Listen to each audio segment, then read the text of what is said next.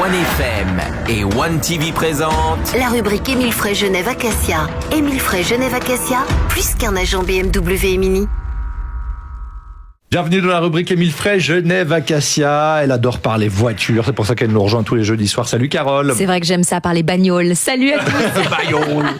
Avec l'équipe d'Émile Frey Genève Acacia, Alexandre Farago, directeur. Salut, bonsoir à tous. On a David Rodriguez, le chef des ventes Opel Citroën et DS. Et puis David Stutz, BMW Mini. Bonsoir à tous. Et d'ailleurs, David, ça faisait longtemps que tu nous avais pas parlé d'un nouveau véhicule. Enfin remplacer L'Active Tourer. L'Active Tourer de BMW, exactement, qui a été produit... Série 2, exactement. Donc, c'est un doux mélange entre un break SUV et monospace. Alors, vous allez me dire à quoi ça ressemble. C'est une voiture qui est assez compacte, qui est faite pour les familles. Elle a eu beaucoup de succès, le modèle qu'on a actuellement. Il va avoir maintenant 7 ans, donc il commence un petit peu à vieillir. N'est-ce pas, Carole? Ah oui. Et T'en prie, je te renvoie la balle. Et en fait, BMW, on a su ça il y a pas très longtemps. Donc, on va faire un tout nouveau véhicule. Donc, c'est pas un facelift, c'est vraiment une nouvelle voiture sur un nouveau châssis. Il est beaucoup plus fin que l'ancien comme véhicule. Ils ont surtout adapté l'intérieur. L'intérieur ressemble à la X40, donc le gros 4x4 100% électrique. Donc c'est qu'un seul écran qui est incurvé à l'intérieur. Plus de boutons e-drive. Donc le e-drive, c'était le bouton qu'on retrouvait rond sur la console centrale. Donc ça, c'est terminé. Ça se dirige tout sur l'écran central. Plus de boutons, je dirais pas manuel, mais oui, des boutons, c'est tout digital sur l'écran. Numérique, ouais. Voilà, il y a plus de console centrale, c'est très épuré. Donc vous pouvez aller jeter un petit coup d'œil sur internet, voir. Ça fait futuriste un peu. Ça fait très futuriste, ouais, mais ça fait entre guillemets un gros bond entre ce qu'on a maintenant et ce qu'on va avoir au printemps 2022. C'est pas simplement on a fait des petites choses, on a changé un bouton, c'est vraiment une nouvelle voiture avec des nouvelles motorisations. On va gagner un petit peu en longueur, donc on va gagner pour les places des personnes à l'arrière, en sachant que la banquette, on peut l'avancer ou la reculer si on préfère. Si tout d'un coup on a une chose plus grande à transporter, la banquette peut s'avancer pour laisser la place dans le coffre. On gagne en hauteur, donc et puis en largeur de 2 cm, donc important aussi. Ça fait une voiture qui est un peu plus cossue que ce qu'on a maintenant. Calandre, nouvelle calandre de chez BMW, donc une grosse calandre à l'avant, donc très imposante. Un capot qui est un peu plus court, qui est un peu plus ramassé, donc ça fait vraiment cet esprit, quand on la voit de côté, ça fait un esprit break, mais réellement c'est vu la hauteur du toit, plus un SUV, mais à la fin c'est un monospace. Est-ce que tu roules avec la famille? Alors elle ne m'écoute pas. Printemps 2022. Très bien. Voilà. Est-ce que tu roulerais avec? C'est ça. Oui, alors je voudrais volontiers avec, parce que franchement, l'intérieur, franchement, ça donne envie. C'est une belle familiale. C'est une belle familiale, et on aura 2 moteurs hybrides à partir du lancement. Magnifique. Eh ben, écoutez, tout est dit. Allez trouver l'équipe pour en parler déjà. Elle sera disponible au printemps 2022, mais on peut déjà regarder, j'imagine, les catalogues. Exactement. À tout de suite dans la rubrique Émile Frey Genève Acacia.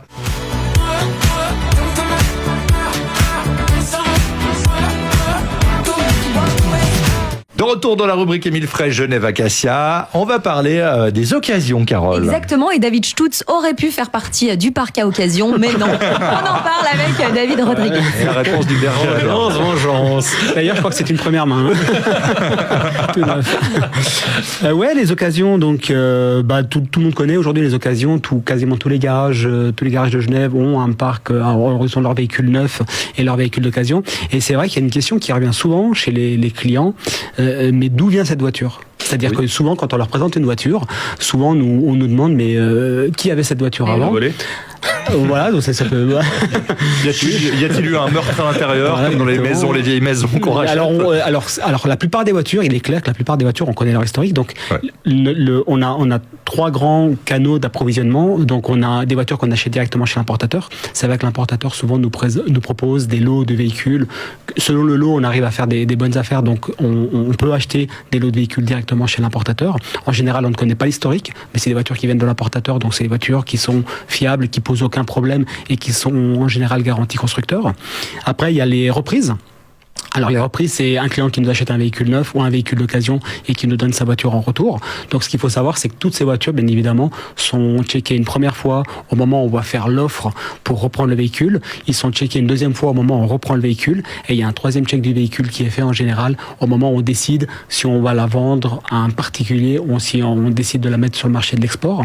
Et il y a aussi un autre canal que les gens ne connaissent pas trop, mais on est capable de faire des offres de rachat direct. C'est-à-dire que nous, il y a des clients, des fois ils ont 2 ou 3 voitures, ils ont peut-être plus l'utilité d'avoir autant de voitures, et nous on est à même, toujours pareil, par le même biais, on contrôle le véhicule, on regarde la valeur du véhicule sur le marché, et on est capable de faire des offres de reprise, des offres de rachat. Donc c'est-à-dire que le client il vient, il nous pose la voiture, il nous pose des documents, on le paye et on se quitte bons amis. Donc ça c'est un de nos canaux d'approvisionnement. Qu'est-ce qui fait la différence entre un véhicule qui va être revendu et un véhicule qui va être exporté? Comment vous prenez cette décision? Alors les 2 premiers critères, ça reste quand même le kilométrage en fait et l'année du véhicule, sachant que nous on essaye de pas avoir des véhicules qui ont plus de 100 000 km sur le parc et ou plus de 8 ans, d'accord. Après c'est l'état aussi général, c'est-à-dire quand on voit qu'on a un doute sur l'historique du véhicule ou que le véhicule est douteux par rapport peut-être à un véhicule qui a été accidenté, c'est un véhicule en général qui porte à l'export. Hein? On préfère l'envoyer ailleurs. Ouais, on préfère l'envoyer. La patate chaude ailleurs. Alors il y a une excellente raison pour ça. Alors ce qu'il faut savoir, c'est que si vous achetez un véhicule qui a plus de 10 ans, vous l'assurez, tout en casco, etc. Et vous avez un accident et puis la valeur du véhicule style entre 2500 et 3000 francs et la valeur d'accident de 6000, on va vous rembourser que la valeur du véhicule. Ah oui. Donc là, vous pouvez être perdant. Donc c'est pas conseillé. En tout cas, le parc de véhicules d'occasion est à votre disposition chez Émile Frey, Genève Acacia, et qu'il y a des belles affaires à faire. Merci beaucoup, messieurs. Bonne soirée. Bonne soirée, la chronique en vidéo sur One TV, sur le Facebook de One FM. Salut Carole. Salut. C'était la rubrique Émile Frey Genève Acacia. Émile Frey Genève Acacia, plus qu'un agent BMW et Mini.